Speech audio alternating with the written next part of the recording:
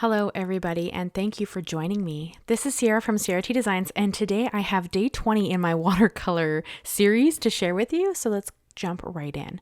So you're going to see that I have two paintings there. I'm going to explain what happened as we go along, but you're going to see me paint the painting on the left-hand side of those two images, and then I'll show you the right-handed side one at the end. I made a lot of mistakes in this painting. Now, I'm going to be honest with you. I should not have painted the day that I chose to. It did not go well for me, and it just made me have a lot of errors. So keep that in mind as we kind of go through this painting. But so I started out with the colors there, and they're not the colors that the instructor actually used. I made some mistakes. The blue, it was supposed to be a Prussian blue, which is a more grayish blue. I used aquamarine because it was labeled incorrectly on my palette, which is 100% my fault. So keep that in mind. So I've got a blue that it's too vibrant. Then she actually used a pastel yellow, and she kind of didn't say that in the beginning. So my yellow is very vibrant. My orange is very vibrant. I started out with the wrong colors mixed on my palette. And that did not help me as I was creating this painting. You saw me draw out the sketch for this painting. And keep in mind, yellow and blue and orange will create brown. Blue and orange, blue and yellow will create brown. So there can't be a lot of blending between these two colors, which is why it was a little bit interesting to work with anyways. Because as a general rule, at least how I've kind of approached watercolor, is to have a really nice blend between my colors. I like to try to ombre them because that's kind of the whole point. But you can't blend those ones. So because of that, I don't know. I really struggled with this painting. It was one of those things where I felt like I hadn't been very productive for a few days. I don't know if you guys don't know, I struggle with seasonal depression in the winter.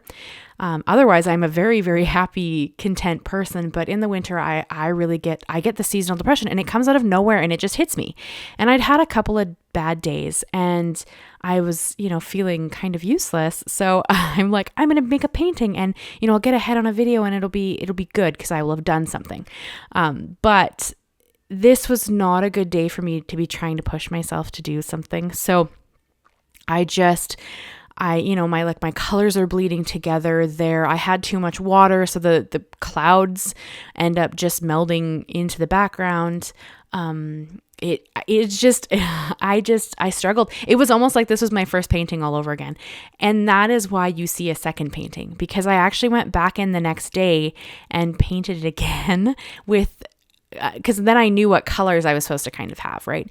So I tried to clean up the horizon line there, and I felt like my colors blended back too much here, because if I'm going to use vibrant colors, I might as well lean into them. So I'm actually going back in and redoing the colors in the background, and because of that, my colors kind of ended up a lot more vibrant than I had intended. That's okay. I like vibrant colors, but that wasn't what this class was teaching. And if you guys don't know, I'm following along with the Skillshare class here, and then I just share it with you guys so you can kind of see the progress and work through this. And honestly, I wasn't going to share this. I was so unhappy with the results, and I was not going to share this painting with you guys. But I had to remind myself that this is how learning is. Sometimes you take multiple steps backwards, and you have to learn, and that's the process. And it's okay to not love what you've done. It's okay to be almost like mad at it, and it was just, I was not in a good emotional state to even be trying to learn something. So that was on me. I should have known better, because that's one of those things, but I really wanted to accomplish something, and then it set me back. So it was one of those things where, you live and you learn, and you just try to do better next time. So I am sharing this with you guys, even though honestly, I shouldn't say it's not a bad painting. It just ended up being nothing like what it was meant to be in this first iteration. So I'm going to share it with you because I want you guys to know that it's okay to create things that you don't love. It's okay to mess up. It's okay to be, all the things. It's totally okay. So now we're going to go into the kind of, grassy hill is what I would assume this is. She wanted burnt umber, I think, and I used raw sienna because that's like, no, she wanted raw sienna, but then the instructor added Payne's gray to hers, but I don't have Payne's gray, and she didn't say that in the beginning, so I did not have the right colors on my palette for this. And so with that and the, just struggling a little bit, I couldn't seem to pull this together. And so I'm going to end up using raw sienna here. And then I'm going to add burnt umber over top, I think, because that's kind of what she ended up doing for the one that the instructor painted. And so I'm going to try, I'm trying to replicate it. But then the grassy hills ended up so dark that you get none of the texture within the hill. Like it kind of, I lost all of the detail. So because I lost all of the detail, it ends up looking kind of like a lump of dirt, sort of like you're gonna see, because like here I'm still trying to play with this very reddish color because burnt sienna is a very red brown, and so I'm still trying to work with that, but it's too red toned, and so I'm having a really hard time trying to get these colors to go nicely together. I did add in some indigo to my burnt sienna and kind of tried to make that work. Because like I said, I don't own Payne's gray.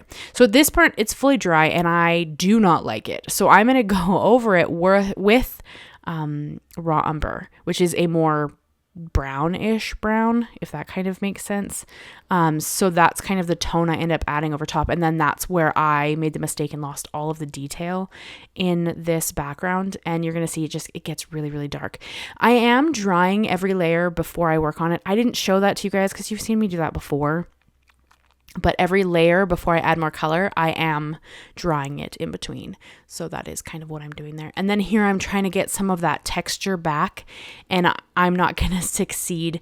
Once this is kind of dry, you're going to see that I couldn't get much of that texture back because my color is so dark now that I couldn't. I'm sure a person who's more familiar with watercolors or painting maybe could have made this work, but me in my more beginner state, like I couldn't pull it together to kind of get this to look nice. So I'm going to do my best. I keep trying. I finished the painting. I do go rogue when you see me bring in the white gouache, which is I think right after I paint the water. I'm going to bring in some white gouache and I'm going to go rogue because at this point it looks nothing like the instructors anyway, color wise. The subject matter is still similar. It's just that color wise it does not look like what we were supposed to kind of be painting. So I'm just going to go rogue. So I'm going to paint my water. This is the same aquamarine blue that I used on the sky because like I said, I actually marked them wrong. I had two blues marked as Prussian blue. So I did use the wrong one in my palette, which is okay. I used it in the other one, the second painting. So you'll have to tell me which painting you liked better from these. My mom and my husband both said they like the sky better in this painting, but they like the kind of grass dirt area better in the second painting. So there's no wrong answer. You can tell me you don't like either. That's okay too. These were a struggle for me. They just did not come together in a way that I was really happy with. And that's okay. I think learning is one of those things where you take 6 steps forward and 10 steps back and 2 steps forward and 15 steps back. Like it's just one of those things. Then you hit an aha moment and it kind of works out okay. But this painting did not come to me easily. And I don't even know if I like either of them, to be honest with you. I don't know. I think it's just because I struggled through them, but they're not bad paintings. I think as a beginner, it's all learning, which is awesome. And that's really all that matters. We did add these little kind of grassy bits because this is meant to be like a dirt grass area, in front of like you're walking towards the water. So when I bring in the white gouache, which you're going to see me do here, I think after I finish painting the grass, I start adding the white gouache in. And as a general rule, the instructor doesn't bring in white gouache. If she's going to do that, she uses white watercolor, but I struggle to get white watercolor to work just because it is so translucent, which is its property. So I tend to use white gouache, which is way more opaque. So I can get that very, specific white area. That's just kind of my preference. There's no right or wrong here though. Like it's all learning, which is perfectly okay. I have to be okay with that because I'm not a perfectionist, but I'm fighting with, I want everything to be good. And everything can't be good all the time. Like that's not learning, and you learn from the stuff that you make mistakes on. So it's good to make mistakes. It's good to try and do whatever, but it's hard in my head to be okay with that. You know what I mean? So right here, this part, I am now just rogue. I'm just doing whatever the heck I want. I'm adding some white gouache grass because I'm like, well, what if we add a highlight? Maybe that'll help. I added some highlighting to the water, and I'm going to add some highlights like along, like kind of as if there's foam coming from the water as it's crashing up onto that little beach-esque area. I'm going to do some, what I kind of in my head, I thought they were like footsteps, you know, like somebody was down and they were walking in the water and then they like walked away. That's what I'm thinking about here. And I'm going to tone them down. Like they're not going to be that bright, but I just thought it would be kind of fun to have, you know, like if this was someone walking away or an animal or something and they had water on their feet, they would kind of leave this little bit of a, white footstep or light, like a highlighted footstep. So I'm just having fun now because I'm like, I already, you know, I've messed this up. So let's just play. And I don't mean that in like I didn't fail. Like learning is always good, but it wasn't what it was supposed to be. So now I'm kind of just playing around because I'm like, wow, we're going to add some interesting details and just why not? Because I can. I even went in and added some like birds to the sky as well, like just random stuff. So like here is where I'm going back in with the brown color I have on the bottom, and I'm just toning back that white a little bit so it's not quite as bright, because I would think that the water, like it would, you know, water is not white on the ground. It's just kind of highlighted. I don't know if I'm explaining that very well, but that is where my mind is as I'm kind of doing this. It's as if people have kind of been walking up to the water and walking away, or, and they just had a little bit of water on their footprint. So that is kind of what I thought about when I was doing this. And then I'm going to add just a couple of birds in the sky because I thought, why not? We have this huge open sky area. Like we don't have a sun in the other one either. Like I'm just kind of adding random details that I thought would look kind of fun throughout the painting, because at this point I'm already like, well, why not? Because it's already very different from the colors of the original.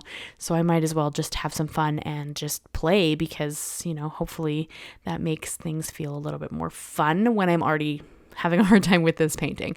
But so that is the painting that I created the first day. I'm going to do the paint or the tape peel so you can kind of check that out. But I was not happy with this. And again, it's not a horrible painting. I'm not saying that, you know, this is like the most hideous painting I've ever done. It isn't. It's just when I'm trying to learn, I am trying to get my painting as close to what the instructor is teaching as possible. And this color-wise is nowhere near what the instructor's painting was. So it's one of those things where it just didn't come together for me that day. Then I repainted it. This is actually the next day, and I was feeling a lot better. I got a really good sleep. You know, I had some friends and family over for dinner the night before. Like I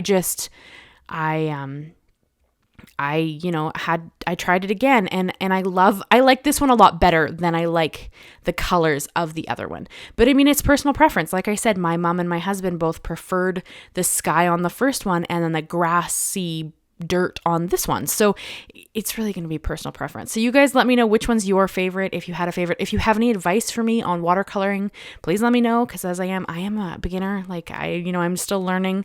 I'm still taking classes just to kind of try to understand, how to get what I want to get on the paper. So that is the watercolor I have for you guys today. I hope you enjoyed it. I hope you leave me a like, leave me a comment, and consider subscribing if you haven't already.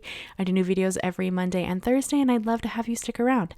Thank you guys so much, and I will see you again very soon. Bye-bye for now.